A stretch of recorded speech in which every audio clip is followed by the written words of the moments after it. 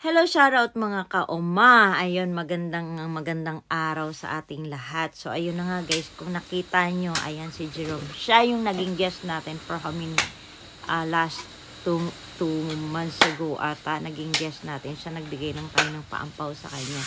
So, habang nakahiga ako, nag-scroll up, scroll down ako dito sa akin taktak. So, nakita ko na naman siya ulit. So, ano na naman yung puso ko.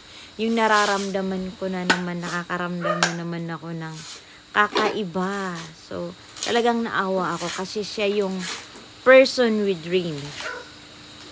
Etong taong to, gusto pang mabuhay.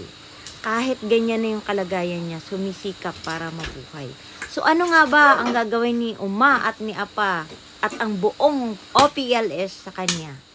So, abangan nyo guys. Abangan nyo. Ito ay sikreto lang. Sikreto tapos in-upload. Ayun na nga. But anyway, i-flex ko na rin, invite ko na rin po kayo. Malapit na po ang birthday celebrate ng ating Apa. Ayan. At ang OPLS Awards. Pasensya na guys. Alam nyo ba, lutang ako. Antok ako eh. Galing ako sa lutang na ako. Ayun. So, at please, sa ating YT, please subscribe and share and watch po. Ayan. Maraming salamat. Thank you so much. At ang ating mga person with dreams dyan, abang-abang lang kayo. Meron kayong pamasko mula kay Uma and Papa. Thank you so much everyone. Love you guys.